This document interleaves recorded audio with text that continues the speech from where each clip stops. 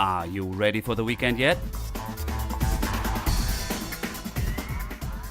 We have events, news, and a guest for you to enjoy this lake life weekend.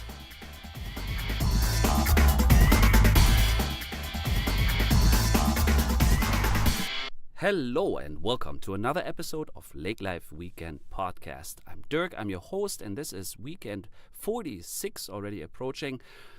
It's cold up north and it's pretty white already. Stay warm, stay cozy. Good times ahead for all you ice fishers and all those things. For good memories of the open waters and the warm, I have a very interesting interview for you with Tim Shore about his company Surfboards. You will hear in a little bit. I was on a road trip to Minneapolis and I met a couple people which I interviewed on the road, and I for the first time tried my mobile recording device, and I think it turned out pretty well. Let me know what you think, and if you don't mind, you can help us by rating our podcast on iTunes or Podbean or wherever you listen to our program. And I would also really appreciate if you make comments on our Facebook page or anything about the interview. Maybe you ask a couple questions or just engage with us. That would really be beautiful feedback for me and our team here. We have hit our 5,000 downloads for our podcast, and I'm really happy and very proud about that. So that means there is many people of you out there listening to our program, and that is really rewarding because there is some work involved, and it is a lot of fun. I meet so many great people. So I don't want to keep this much longer, actually, from our interview with Tim Shore and how he started a project for his wife into a company. So enjoy our podcast. Have a great weekend ahead.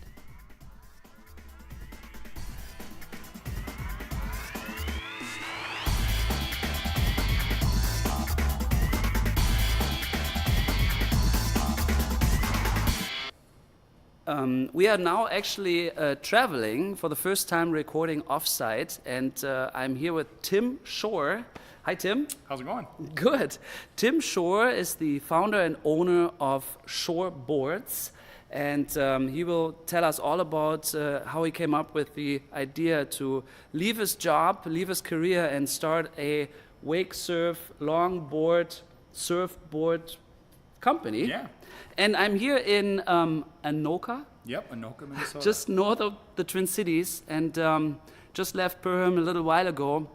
And I'm standing in this big, you can hear the echo probably, the factory, I should say. And we're at the back entrance, and he was going to give me the 1-minute tour, he says. So I see a whole bunch of wood. So yeah, you go, Tim, tell us. So yeah, this is basically how the wood comes. It comes rough sawn. So we here in the corner here, you'll see our Western red cedar, which you can even tell varies in color. Yeah. It goes all the way from the light to the very, very dark, which is great for our application. So we use that on pretty much all of our dark accents when we build our boards, our stand-up paddleboards. And then next to that, we have our basswood, which, as you can tell, is a very light white or light color board. And then next to that, we have our Polonia. And Polonia we use for boards that we're looking at to make very, very lightweight. That wood is very, very light. It's the next step up from balsa on the weight scale. So we use that. And just to give you an example, we had a gal that was 4'10", 100 pounds. She wanted the lightest stand-up paddleboard we could make. So we made a 28-pound paddleboard out of Polonia. So those are our three woods that we use for our stand-up paddleboards. And then we also use maple and walnut for our longboard, skateboards. That's a harder wood. Oh yeah, skateboards too. Yep. And so we use that for that application. And then back to the wake surf, we actually do use the same woods that we use on our stand-up paddleboards, the cedar, basswood, and Polonia. So I mean, I can see all this, and I'm standing here with my mouth open, and I researched, of course, your company, and I know a little bit in our pre-discussion, but now I don't even know how to orchestrate that interview because we're looking at wood. I was always thinking longboards, wake surfboards is out of plastic or something. Yep. Maybe actually before we talk cedar, and can you tell us a little bit introduction a board. Yours is unique because it is out of wood. Yeah, it's all wood. We use for our stand-up paddleboards. It's hollow wood construction is basically the terminology for it. And so yeah, there's no foam in any of our boards. There's no plastic. It's basically full of air. Okay. And we seal it with fiberglass. When we go through the stages, I can kind of show you that. But so our stand-ups, they're hollow. Okay. Our wake surf, same thing. We chamber out the wake surf, so it has air chamber inside of it, so it gives it more buoyancy. Okay. But yeah, there's no foam in our wake surfs as well. And then our longboards are just solid hardwood longboards. So we don't do any concave or any, crazy designs when it comes to the boards. They're just a flat board. They're made for cruising, but those are just solid wood. So yeah, there's no artificial stuff on that. Oh wow, as well. we're getting so technical because I was actually imagining those boards that are like 14 feet long. Is that maybe 14 feet? Close. It's 12 feet. Okay, 12 feet, and then they're pretty wide, 10 inch. We got 8-inch wide, and yeah, we basically resaw them down to panels. Okay. Which I can show you later. We have a couple we just did, and we basically make a panel out of it. And how do you get those hollow? I'm not so technical. So basically we're leaving the wood area. We take the raw wood, we rip it either on a table saw. And or rip our means hand- cut it in stripes? Cut it into strips. Yep, Strips. exactly. So on the 8-inch cedar, what you're looking at, we use this bandsaw, and it basically rips it down to 3/8-inch thick panels. Oh wow. So, and we just get our designs off of that. And that's So, like half an inch thick, you said? 3/8. 3/8 of an inch thick? Yep. Okay. And then we also rip our basswood the same way. And as you can tell, we just do the designs however we want to do it. Oh, and this is the So- different colors. Yeah, so we just panel it up however we want, and then it comes out, we panel, like that one's a panel that we just got off of this clamp. Right. A flat surface, long. Flat surf panel. Yeah. But as you can tell, it's ugly. It's got some glue on it. The seams, it's not 100% accurate. handmade, it's not ugly. Exactly. So what we do is we throw it through this beautiful machine. We call her Sandy. It's our wide belt sander. Sandy, yeah. And Like to meet her. it's almost like making homemade noodles, because you put it in one side and it comes out just completely flat and perfect on the other side. It's kind of cool to see. Okay. So then you get that flat surface and having it look pristine. Now I see. So the whole board then gets a what is this called? Like an So edge? It gets to the rail, but that's rail. after we put the internal kit. So as you can tell over here, we take it off the clamp, which is looking like this panel. Oh. And then we plane it down, and it looks all nice. And we basically fiberglass the inside skin. Looks like and we put this in a internal- boat, in a model boat. Exactly. The hollow, it's a Yeah. grid system, or what is it? Yeah, it's basically the rib structure, Rib as I call it. I always tell people when they see these boards at shows that it almost is very similar to like an airplane wing.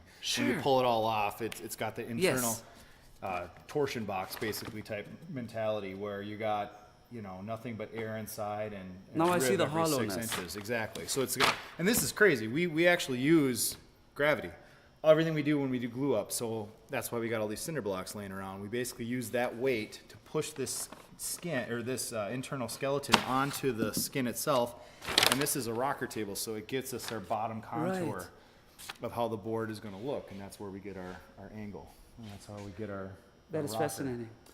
So once it's off of this is ready now for that top skin to be put onto it. So tomorrow we'll be doing that. It's got So we all of have its- two same surfaces, bottom and top, kind of? Correct. And then, okay. And then it looks like that. The top is placed on that one. The rail is yet to be put on that. So we have a proprietary rail system that's a one-piece rail that basically fits right into that whole side. Okay. Now, you had a logic to the process. I skipped the 1 minute a little bit fast. I apologize. Okay, you were going to give this. I get it now. I'm impatient at times. No problem. So we have the wood. We strip it into 3/8 flat sheets. Yep, And then we kind of create the design. exactly. You put different colors in a kind of like a striped shirt Yeah, or something. however you wanna lay it However out. so you come up with designs, or Yep, customers come up with the designs? Well, we have 3 classic designs, if you want to call them that, which basically this one right here is our vintage look. This is what we call our Explorer, and then we have our north, which is represented in that one. So those are our 3 main designs, but I just got off the phone with a gal before you showed up, and she's doing a full design, like crazy design that she wants to do. So A custom design. Custom design. So we do a lot of custom, and the one you'll see in this booth here eventually, that was a custom job, and you'll be able to tell right away when you see it, it's totally different than what we do. But Okay, so for production purpose, we have 3 basic designs. also to tell how it looks like those vintage boards, Exactly. right? Those Yeah. Minnesota vintage, what are they, Yep. craft made? They have Chris Crafts. Chris Yep. Crafts, yeah. Yep. That's kind of like it looks like. Yeah, we try to stay away from the verbiage on that, but Sorry about that. Yeah, sorry. but no, but you're 100% accurate. It Yeah. looks very similar to that. It's got that classic timeless. It looks look. very different, but it looks similar. That's it. No, no, it I looks hear very you. different. Yeah, I apologize. I'm just trying to put in words what I No, see. I totally hear you. So, okay. Woo. Oh, sorry. Air compressor. No, it's okay. It's the air compressor.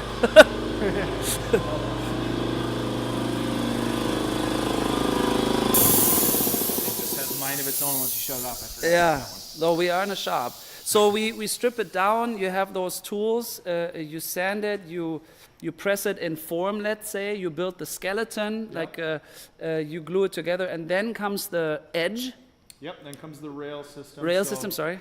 So we just put the rail on this one, and then we shaped it, and then we'll do more shaping on this one, but this is kind of where this one's at, where the rail just got added onto it.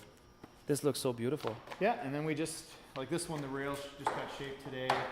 And we just got to install the fin box, and then this one is ready to fiberglass. So yeah, so you even put, you're able to design your logo inside. Yeah, we do our logo. We do a lot of custom, like the one you'll see in the booth over here eventually is full custom logo that they wanted to do. And actually Wow. the gentleman's from Australia. I looked it up. It's actually like a restaurant that's on the coast of Australia. Really? So it's kind of cool, yeah. You have to ship it over there? He actually lives in Wayzata, Minnesota, but Oh. but I think he must own the restaurant there or something. I don't know, because he had the rights to the logo. But Yeah, interesting. yeah, So now we fiberglass it, and that's protection? that's the protection. So this one got fiberglass just now. This top, it's a little bit wet, but it's dry. Yeah. But yeah, this is 6-ounce fiberglass cloth. So what we do is we not only fiberglass the internal skin, which is what we use to kind of glue the skeleton to it, so it serves 2 purposes. But then on the outside, we fiberglass it, which also gives it additional protection, seals the board, so no water is going to be able to penetrate this board. with The this wood glass. never touches water again. Correct. Yep. And also ditching, like when it ditches, like it's protection also from. Dings. Dings, that's Yep. what I meant. Yep. I mean, you will, if you hit it hard enough, you could penetrate the fiberglass. Sure. But the beautiful thing about a wood board is you can sand it and refinish it. Whereas if you Right. structurally damage an EPS foam board or plastic, typically it's not financially doable to repair them, so they end up in a landfill. So that's partially another reason why we do the wood boards, is they're Okay. sustainable. Right. Is this after that, or is? Yep, so this one so after this dries, we sand this to more of a flat surface, hit it with another coat, sand it again, and then that one's actually the 3rd coat. So as you can tell, it starts getting that Yeah. glossy look. Yeah. That one's still not finished. We got one more sand job to do, and then we bring it into the booth and we spray it. With a With basically like a auto clear coat Oh. spray. So, They're so beautiful. so I'll show you. So this one, and the fumes might even be still strong on this, so, Okay. but. Oh wow. So this one had some paint that we did some paint work on. Oh wow. And then also hit it with the clear coat. So this is still wet, but gives you the idea.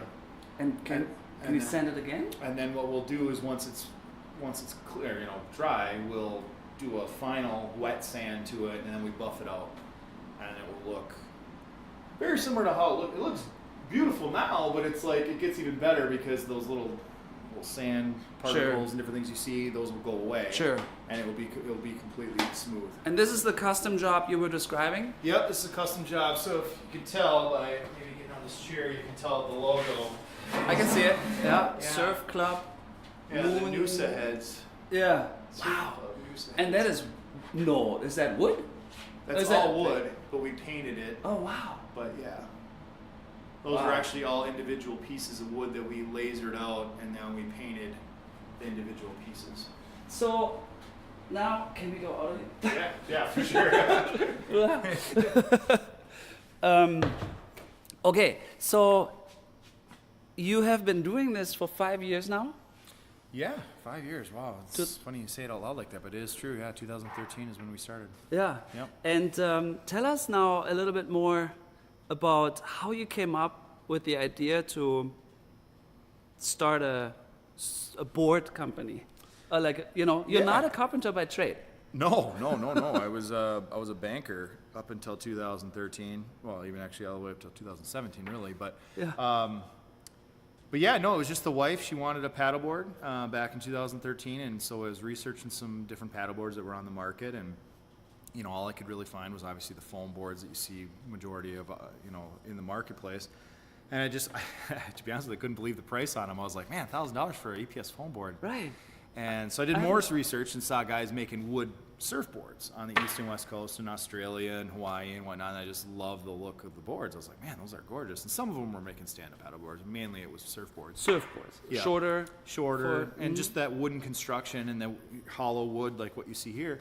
And I was like, man, if I do some research on this, maybe I could make my own. And my wife thought I was absolutely nuts, and still thinks I'm nuts. So then it was just kind of a challenge, like, hey, I'm going to make this. And so starting in 2013, I did everything, like the kits you see now and the different things you see now, all of that was actually done all by hand cut. Now some of it's CNC'd and, makes it a lot quicker. But I didn't have that luxury back then, so it took 2 years and about 200 of actual, probably even more than 200, I just rounded out, but it was probably more than 200 hours placed into that first board. Oh. And I just fell in love with the build, the whole process. Did it work, the first board? The first board worked. Got Still it have under the it? water. I still have it. It's Okay. at home, yeah. It's For the museum later. we don't even use it, really, to be honest with you. And actually, that's kind of the ironic part of the story is the wife wanted me to make one. So I started making this one, and halfway through, she kind of was like realizing, there's a lot of quirks that I didn't know. I was kind of building on my own and figuring out different processes. And so she looked at me and she said, you can have this first one. I'll just take the next one you make. Work out all the kinks on this one, and I'll take the next one. I was like, okay, kind of a prototype. Prototype, yeah. So I was like, yeah, no problem. So it's funny because when I built that board, then I started showing family and friends that, hey, I built this board, and that's when I started getting orders. So still to this day, Jen, my wife, still does not even have that first paddleboard. She never got it because because I started You're still married though? We're still married. Yeah, we're still married. Partially, it's her fault because she says that she wants to design her own. She's yet to give me the plan. So, but we still she uses that board. I joke, but she uses that board, but it's not really her board. Anyway, so yeah, we still have that one, and from that, I did a lot of redesigning because that board I kind of got off of. It was built from a guy off the West Coast, so it was more of a SUP surfboard. Okay. So it was a little narrower and just different things where you'd want to, if you're going to do it on a flat water, you needed to redesign. So I did a lot of redesign and did the two models that you see in front of us now. So this is your business now. I actually hesitated to buy my own board yet because of the price tag. $1,000 is $1,000 for a plastic board, and I still haven't bought one. I live on a lake. I don't own one yet. I'd like them. I was thinking about buying one last season, and then anyways. Can you explain a little bit more, like it comes to natural? There's long boards, there's subs. How long are they? How wide are they? Yeah. What do they do? Can you explain a little bit more what your boards can do? Yeah. So we have a 10.5 and an 11.5 foot model. They range from 30 to 32 inches wide.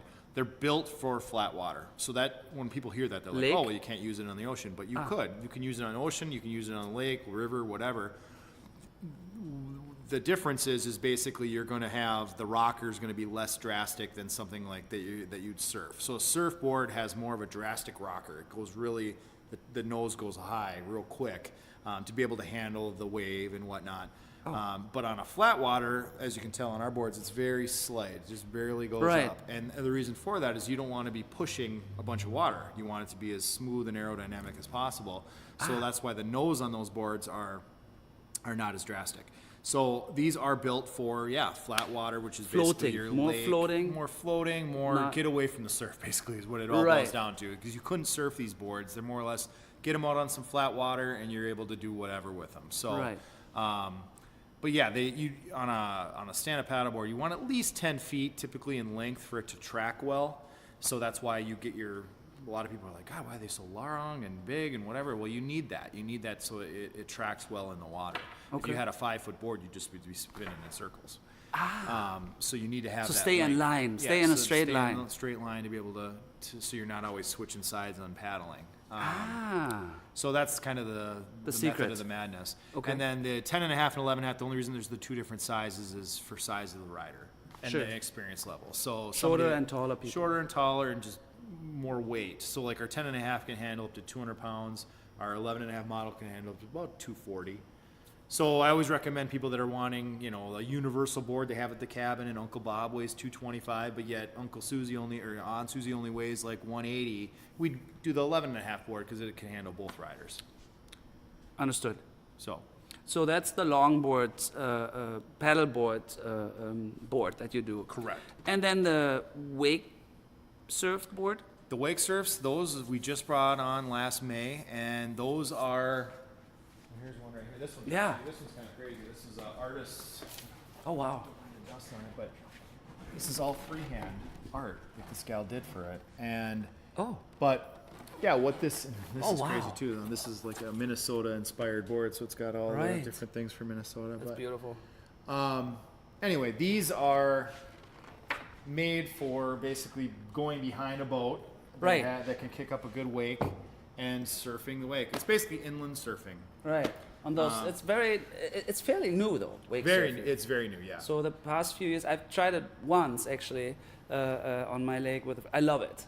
It's fun. It's yeah. fun. It's fairly easy. Yep. I fail water skiing. I just don't get up for some reason. I haven't tried a lot, but this, I can snowboard. I can skate. So this is easy. I love this, but I didn't know they make wood boards. Well, that's the thing. They don't really. They don't really. So there's two guys in the U.S. that are making. Well, I should say there's more than that, but there's a handful of guys making really. wood ones. Oh, yeah. okay. So this is fairly unique. Yes, very unique. Where do you sell all your stuff to? Like So you said, it's- you have orders. Who finds you? You tell me. Yeah, it's all online. Really? We want to get into retail, or we need to get into retail. So we are thinking about doing the Surf Expo this year, which is down in Orlando, and that would expose us to more retail environment. But right now, it's direct to consumer. Yeah. Online Okay. and word of mouth and Instagram and.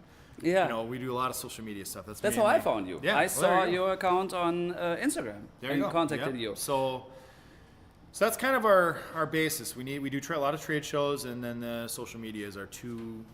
And we've been fortunate. We have, knock on wood, had a lot of free exposure, which has been great. But Yeah. that eventually dries up, and Sure. but that has given us leads. Yeah. As well. So longboards. Yeah. So longboard, skateboards, those were 2 years ago we brought on, and it was actually just a friend of mine from high school that skateboarded his whole life and said, God, have you ever thought about doing a board that kind of imitates what you do for the stand-up paddleboards and just do it in a longboard format? And I was like, no, and he's a school teacher, and so he had some time off in the summer. He's like, well, let me just run with that side of it, see if anything comes of it. And we brought it to our first show and had a awesome, experience with it, and we thought, man, we might have some here, so we just started making those as well. So yeah, those are all handcrafted, just like everything that we do, all wood. A little unique in the fact that we do. I don't know if we have a couple of them on the rack over there, but Yeah, up front I saw some. Yeah. Oh yeah, at the rack there. that basically, it's all. You sell them fully assembled with the axle and the rolls? Yeah, we do we partner with Sector 9, or we vendor through Sector 9. So we have Sector 9 wheels, and then we have Gullwing trucks. So it's all top of the line stuff Okay. that we put on our boards. So, Okay. but yeah, they come fully assembled. We don't just sell the deck. Yeah. So how many units have you produced? I mean, the first one we know, and then how much Yeah. do you produce? Well, so the stand-ups were probably, I mean, this is kind of a ballpark figure. I should know that off the top of my head, but I think it's about 140 stand-ups we've sold to date. To date, in 5 years. In 5 years, yeah. And then when it comes to longboards, I mean, we've probably, sold 50 to 60 longboards since we brought those out. And then In the past 2 years. In the past 2 years. Mhm. And then and the wake surfs, that was just this summer, probably about 25 wake surfs. Okay. Is probably what we've sold so far. So that's kind of our problem is we need to get more exposure. We need to get into, something where we can have a consistent order basis. So that's where retail. I think that will come by itself. I hope If you so. have a good product, that comes by itself. But the question now I have is, how long does it take you to produce one? Because you're all by yourself, right? Oh no, I got a couple employees. You do? There's 4 total that work here, including myself. Dan, the longboard guy, he just comes in whenever we have orders on longboards, so he's not a full staff member or whatever. But the other guys, I have one full-time guy that comes in and helps me actually build the stand-ups the majority of the time, and then I have a guy that comes in and does the spray work. So does all the finishing work. So it's a real business. Oh yeah, it's a real team. We call each other the gang of misfits because none of us are woodworkers, but it is what it is. Funny. And so to produce that board, is it how many hours goes in it? Yes. 50, 100? No, so the stand-ups we've gotten it down to about 15 to 20 hours of hands-on time. Okay. In fact, we're going to know this real quick because we're actually launching a class that we're going to be offering for people to build their own. And that starts at the end of November. And we're doing it, on paper, this makes sense. It's going to be a 7-night course, 2 to 3 hours each night, 7 continuous days, not including the weekend. Sure. So we got guys coming in. There's one guy from California that's flying in, staying in a hotel for a week, and he's going to come build his board, and then we're going to ship it back to California. Really? Yeah. Then we have one guy in Texas that's on the fence, and he might do it too. So yeah, it's a class that's not offered anywhere in the United States. Where did you communicate that? Did it come through Instagram? I've just started. Yeah, just in the last 2 weeks we've decided. We've thought about doing it. There's some proprietary processes that we didn't want to expose to anybody on the outside, but I've actually filed the patent yesterday. So we're good. We're at least covered. So now you filed a patent for your board? We filed a provisional patent for our rail system because that is it speeds up the time to make our stand-ups, and it's got some intellectual property there. So very cool. But everything else you pretty much could find online.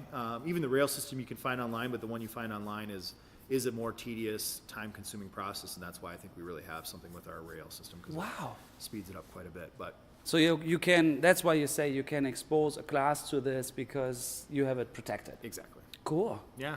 So that's going to be fun. We're going to be doing 2 classes a month for the next couple months. Winter, it just gets slow. It is what it is. So we figure, what other way can we not only open up the shop and just get more of our boards out on the water too is another way to do it. Absolutely. But the reason why I bring that class up is because we will know, because we're bringing people from all different skill levels that come in making these boards. And on paper, we have it down for 7 continuous days, which is about 20 hours or so. Right. So, you got to be able to do that. Yeah. So that is really cool. So where do you see yourself going? Do you have a goal? Let's say you did what did you say, 140 boards over the past 5 years?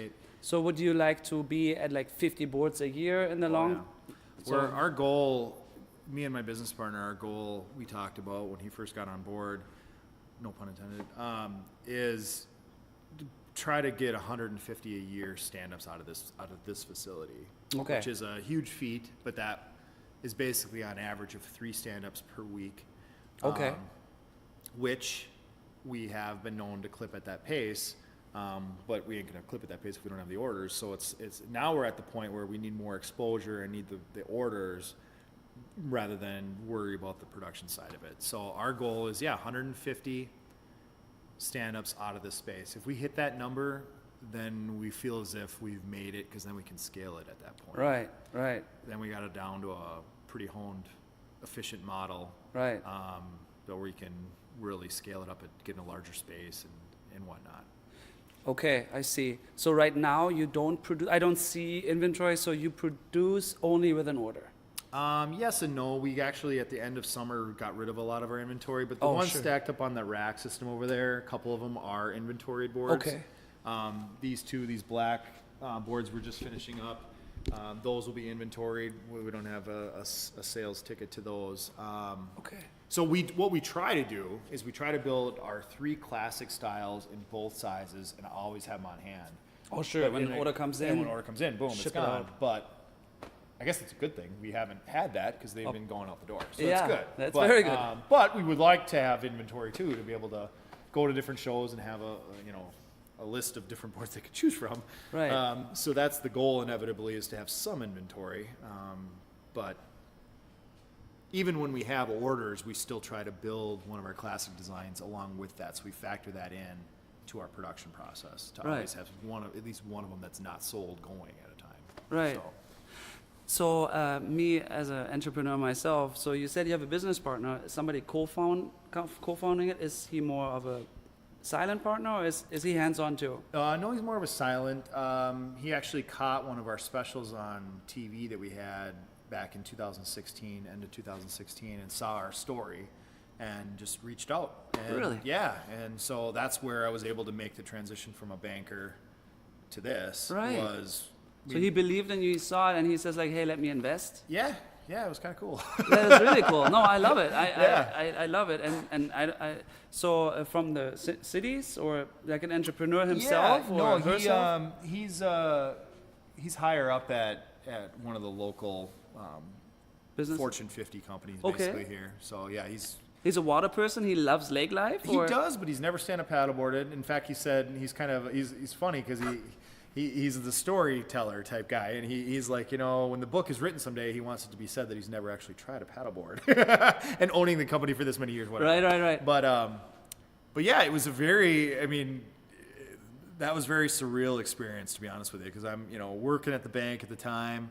I actually had a Kickstarter campaign that I had launched like 2 weeks. How did that go? We didn't get funded. Okay. Yeah. That's how it went. Okay. Yeah. We got about half the funding, but anyway. Okay. That was launched the same time that this special was aired, and so he ended up being up at his cabin and was just waiting for the Minnesota Vikings preview to come on, and so he's watching FSN North, and he ended up catching our special, and he reached out and said, "Hey, I saw your guys, your special and whatnot. I also see you're doing a Kickstarter campaign." He's like, "I'd love to meet for lunch and see if I can help." And so I thought, well, why not? And so I went to lunch with this gentleman, and he's actually in the business of mergers and acquisitions. Okay. So he knew exactly the pain points that I was working with at the time and whatnot, and he, nailed it and just said, hey, if I could provide those different, alleviate some of the pain in some of these areas, would you be willing to go on the ride? And I said, absolutely. So. Wow. Actually, on the ride back from my lunch with him, I had an email from him with a written proposal saying what he wanted to give percentage, for the company and whatnot. So it was just crazy. It's crazy how it all went down. And he's been an awesome partner, to this day. He's been able for us to do what we're doing right now, and we wouldn't be able to do it without him. So. And especially coming from the bank side. Like how challenging and difficult it can be to raise funds and to get a loan for a startup, which is nearly to impossible. It is. To have that. But it's also wonderful feedback for someone to follow your vision and makes you believe in yourself a little bit more. No, a beautiful story. I love it. Yeah, it was like I say, surreal. That was even an option. I liken it to like kind of a mini Shark Tank, in a way. Yeah. I kind of lived that. Yeah. Experience, I guess. And so I think that's actually one of the funnest parts of the story itself and how it's come to fruition, because if that never happened, I'd still be a banker. I'd be doing these on the side out of my garage, which isn't the end of the world. It was fun, and it is fun, but we're just able to affect more people. We've kind of every year tried to do some type of charitable giving, and so like stuff like that, to be able to. We would have never been able to do that because I wouldn't have the funds to be able to build a board and just give it away. Right. Right. And now we're able to do that, and it's mainly because of the facility we're in, the time that I can allot to stuff like that, and so we're able to affect a lot more people positively, not just getting them on a board, but being able to. We did something for Gillette Children's this year. We did something for Lindsey Vonn Foundation the year before, and it's just been a really fun ride. Yeah. No. So. I can see it. I can see your enthusiasm. I can feel it. It's good. I love it. I want a board. Hey, I know a guy that makes them. Yeah. Or you can make your own. Yeah, I'm gonna sign up for the class. Make my own. Good. Well, I really enjoyed it. I want to stick around a little bit more, ask some more questions. One question I have, though, I guess I have an answer, but what does lake life or what does it mean to you? How have you grown up on a lake at all? I mean, I have not. I mean, my parents brought me to Cross Lake every year, which is a big area here in Minnesota. That's the whitefish chain. And so I grew up, once a year at least going up for a couple weeks and hanging out up there. And so I loved that. Love it. Still love it. It's my favorite part of Minnesota. So I have a lot of good memories that came from that. But then meeting my wife, Jen, her family had a cabin at the time, or didn't have a cabin actually, it was just a trailer, and then they have since built, and now they have a beautiful home on a lake that, unfortunately, we don't have time to go up to do that during the summer because we're building boards, but whenever we can, we try to make it up there because being up at the lake is the best. It's the best. Yeah. It's what you work your whole life for. So eventually, someday, I'd love to be able to get out on a lake, get on our own lake of some kind. Oh, that's a goal. That's a goal. Yeah. Okay. And hopefully I could write it off, maybe a little R&D or something. I don't know. I think you need a practice facility. Yeah, I need a practice facility, right? So, to test those boards. I'm totally with you. I think we can wing that. I'm not a CPA, but I think we can. Well, we're entrepreneurs. We have to be creative. Exactly. But, no, good. Okay, so you feel the lake is rejuvenating, grounding. The water is really doing good to you. Well, and I go back to even the first time I took the first board out. I had it built, brought it up to the wife's cabin. We got up late that night, so we didn't go out that night. But right away in the next morning, I brought it out and got it on the lake by myself, and it was just nobody else was on the lake, and it was just that really kind of just cool moment, Not only just because it was cool to be out in the water and just taking in nature the way it is, but to know that you built this board that's made out of wood, so you're kind of, all natural when it comes to the actual vessel that you're riding on, and then to have it work, which is great. It just was a really surreal moment, really cool moment, and I'll never forget it. And it made me think not only, I thought this prior to this, but I just thought, man, there's really something here. And actually kind of fast forwarded to now where we're offering the class. At that moment, I thought, how cool would it be if I could teach people to build these, Mm-hmm. And I didn't do it for a couple of years, obviously, but now we're at that point. So it's just kind of cool to see that the businesses evolve to that point where we're able to share that same experience. They're going to be able, these people that are going to come to this class, be able to get on a board and ride it. And it's not only is it going to be very, very unique. Wood boards comprise of less than 1% of the entire world population of boards. So a wood board is very, very, very unique. But for them to be able to bring it up to their lake place and have people look at it and be like, where'd you get that? And then be like, I made it. Yeah. It's just going to be kind of a really cool experience for them. I can only imagine. So absolutely. No, I love it. I can feel it. I do want one because I actually don't need like a loud boat. I don't need motor engine on the lake. I also personally, everybody's different. I connect more with the calm. I'm my life, my day, my work is very energetic. Mm-hmm. So I see the lake being the rejuvenating, the calming piece of it. Yeah. I don't need a jet ski. I love it. I like a jet ski once in a while. No, I feel the paddle boards, the calm, in the morning, the floating.